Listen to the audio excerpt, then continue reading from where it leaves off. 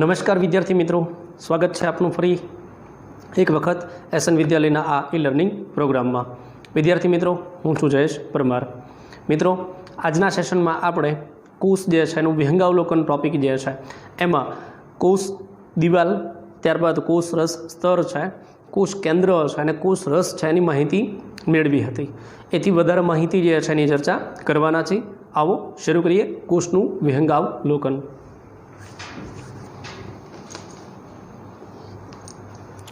तो मित्रों, कोषना विहंगावलोकन में आगळ शुं कहे छे आपणने के सुकोष केंद्रीय कोष में शुं छे, सुकोष केंद्रीय कोष जे छे एमां कोष केंद्रनी हाजरी तो आपणे जोई, ए पण केवुं पटलयुक्त पटलमय कोष केंद्रनी हाजरी, ए उपरांत पटलमय संरचनाओं जोवा मळे छे। एटले कोष केंद्र तो पटलयुक्त छे पण एथी विशेष पटलमय बीजी पण संरचनाओं जे छे जोवा मळे छे।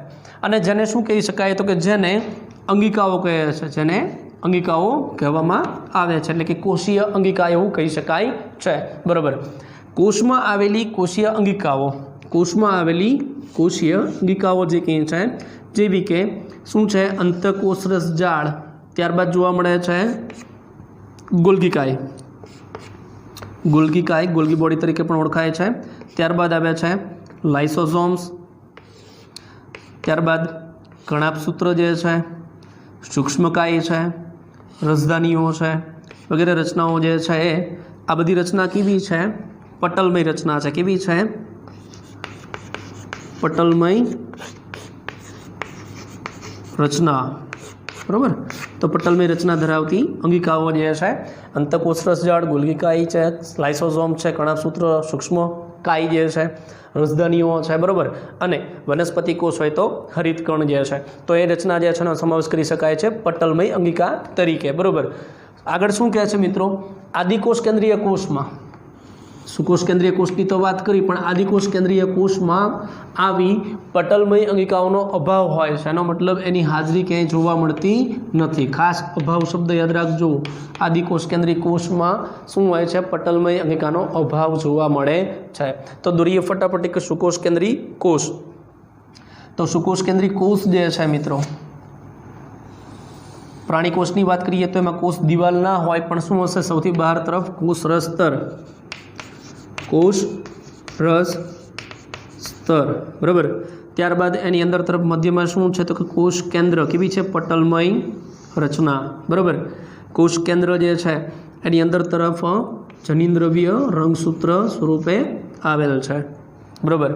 तो ये छे कोष केंद्र अने आ जे छे जनिन्द्रव्य, जे छे जनिन द्रव्य। बराबर। ए उपरांत जे छे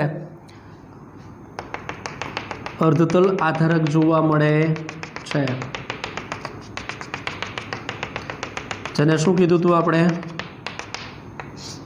कोष रस, कोष रस। हवे ए कोष रस है, कोष केंद्र है, जनिन्द्रव्य है, तो कोष केंद्र जे है पटलयुक्त रचना है एवुं आपणे जोयुं हतुं। बराबर। हवे ए उपरांत जे है अन्य पटलमय रचना जे कई है ए जराक जोईए। तो एमां शुं कीधुं छे? अंतकोषरस जाळ।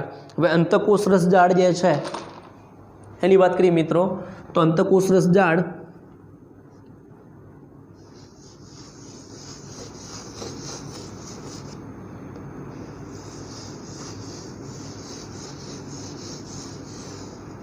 આવી કંઈક રચના જે છે જોવા મળે છે, જે શું છે? અંત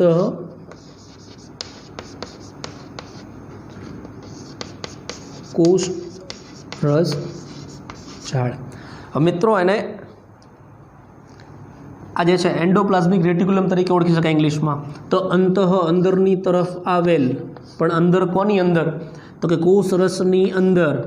કેવી રચના? તો કે ઝાડ જેવી રચના। कोष रसनी अंदर आवेल झाड़ा जेवी रचना जे छे तो एने अंतकोषरस झाड़ तरीके ओळखवामां आवे छे, एंडोप्लाज्मिक रेटिक्युलम तरीके ओळखवामां आवे छे। तो आवी कंईक रचना जे छे जोई शकाय छे। अंतकोषरस झाड़ छे केवी छे? पटलयुक्त रचना छे मित्रों। बराबर। જે સુકોષ કેન્દ્રીય કોષ છે એની અંદર એની હાજરી જોવા મળે છે। તો આ વાત થઈ ગઈ આની કમ્પ્લીટ અંતઃકોષ રસજાળ ડિટેલમાં ચેપ્ટરમાં આગળ જોવાના છે બરાબર। અત્યારે ખાલી એનું સ્થાન અથવા તો એની હાજરી જે છે જોઈએ છે। ત્યારબાદ આવે છે ગોલ્ગી કાય, ગોલ્ગી બોડી જે છે એની રચના જે છે, તો ગોલ્ગી બોડી જે છે મિત્રો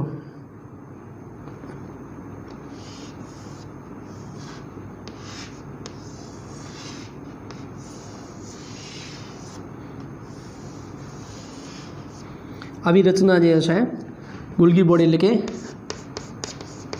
ગોલ્ગી કાય, કેમિલો ગોલ્ગીએ નામ આપેલું છે, 9મા ધોરણમાં તમે ક્યાંક અભ્યાસ કરી ચૂક્યા છે। તો ગોલ્ગી કાય જે છે રચના એ જોવા મળે છે બરાબર। ત્યારબાદ જે છે લાઇસોઝોમ્સ છે, તો લાઇસોઝોમ્સ જે છે એની રચના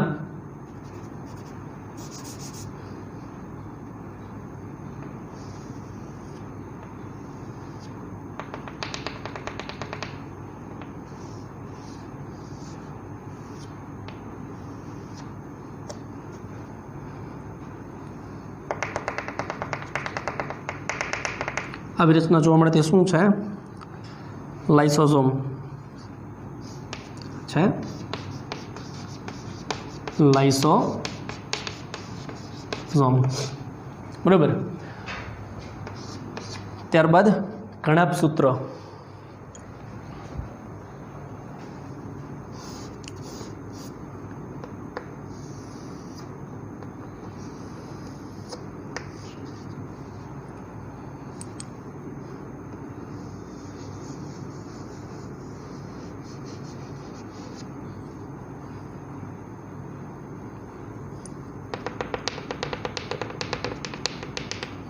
તો આ રચના થઈ ગઈ કણાભસૂત્રની બરાબર। કણાભસૂત્ર, સૂક્ષ્મકાય,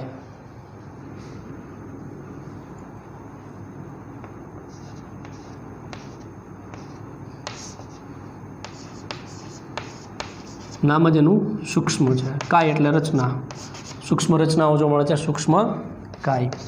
ત્યારબાદ છે રસધાનીઓ, પ્રાણીકોષ છે ને એમાં નહીવત અને એકદમ નાની રસધાનીઓ જોવા મળે છે મિત્રો।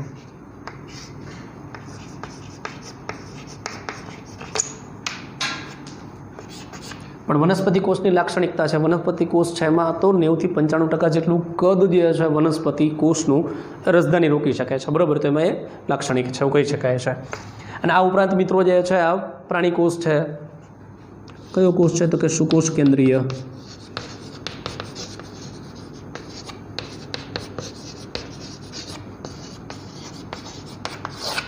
પટલમય રચના જે કહી છે આવી હાજરી જોવા મળે છે બરાબર।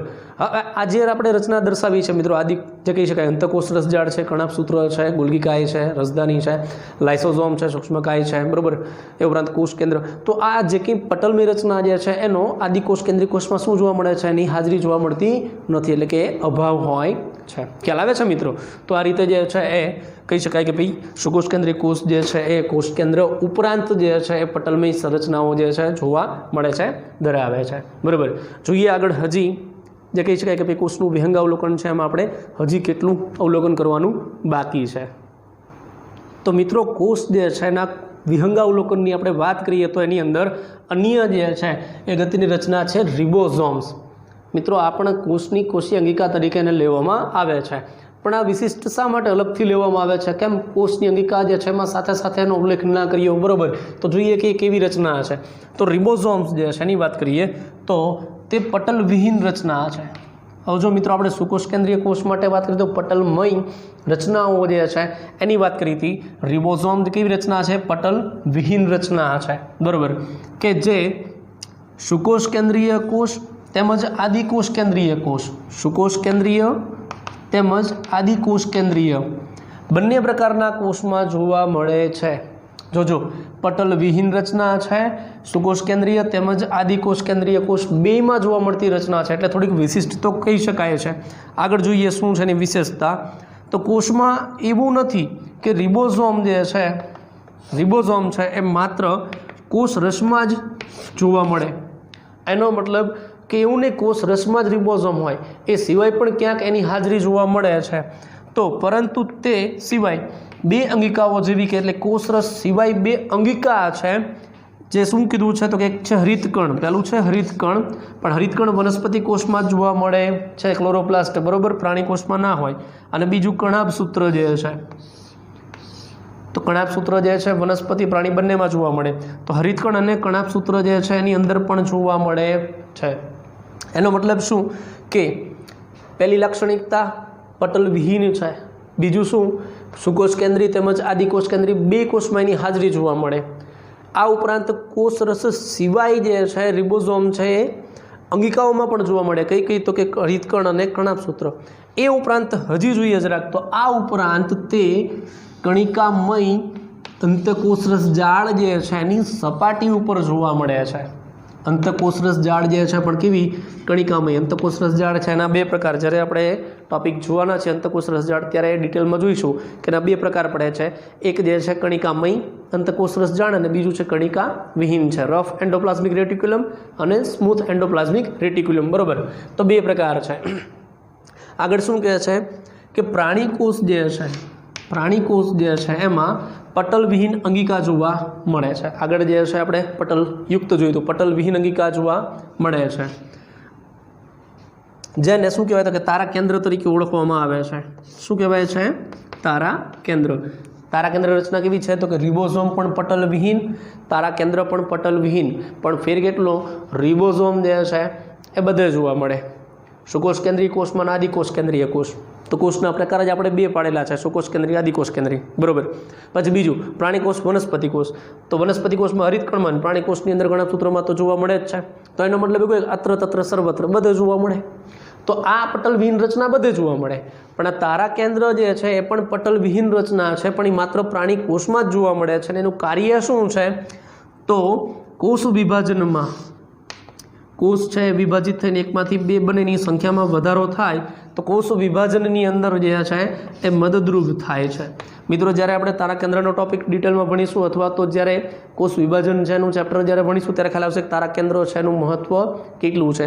આ તારા કેન્દ્ર જે છે મિત્રો એ ત્રાક તંતુ બનાવે, ત્રાક તંતુ જે છે બરાબર એનું નિર્માણ કરે, કે જે કોષ વિભાજન દરમિયાન જનીનદ્રવ્ય તરીકે રંગસૂત્રનો જે જથ્થો છે એને અડધા અડધા ભાગમાં વ્યવસ્થિત રીતેની વહેંચણી કરવા માટે સંતતિ પેઢીમાં જે કે આનુવંશિક માહિતી જે છે યોગ્ય રીતે વારસામાં મળી રહે એના માટે તારા કેન્દ્ર જવાબદાર છે. તો કોષ વિભાજનમાં એ ખૂબ અગત્યનો રોલ ભજવે છે. પણ આ તારા કેન્દ્ર માત્ર પ્રાણી કોષમાં છે, વનસ્પતિ કોષમાં પણ એની હાજરી જોવા મળતી નથી. શા માટે? યાદ રાખજો, જ્યારે ચેપ્ટરનો ટોપિક ચાલતો હશે ત્યારે એને ડિટેલમાં આપણે ચર્ચા કરીશું. પણ પ્રશ્ન મગજમાં રહેવો જોઈએ કે તારા કેન્દ્ર પ્રાણી કોષમાં છે તો વનસ્પતિ કોષમાં વિભાજન થાય તો એમાં શા માટે નથી?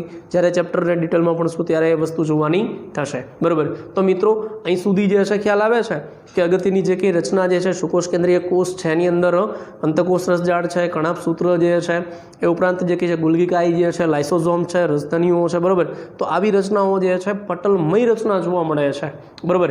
એ ઉપરાંત જે છે રિબોઝોમ જે છે એવી રચના છે, રિબોઝોમ કે જે પટલ વિહીન હોવા છતાં સુકોષ કેન્દ્રી અને આદિકોષ કેન્દ્રી બેમાં જોવા મળે છે. એ ઉપરાંત એટલે એના કોષ રસમાં તો હોય છે, પણ આ ઉપરાંત એ જે છે એ હરિતકણ અને કણાભસૂત્ર છે એના આધારકમાં પણ જોવા મળે છે. એટલે કોષ રસમાં છે, ઉપરાંત કોષની કોષીય અંગિકામાં જોવા મળે છે, બરાબર.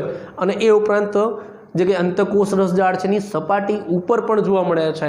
તો કણિકામાં અંતકોષ રસજાળ છે એની સપાટી ઉપર પણ જોવા મળે છે. એનો મતલબ રિબોઝોમ જે છે એનું સ્થાન ક્યાં ક્યાં કોષ રસમાં જોવા મળે.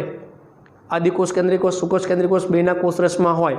એ ઉપરાંત કણાભસૂત્ર છે તો હા એની અંદર પણ જોવા મળશે, હરિતકણ છે એની અંદર પણ જોવા મળે. આ ઉપરાંત કણિકામાં અંતકોષ રસજાળ હોય તો એની સપાટી ઉપર જોવા મળે છે, બરાબર.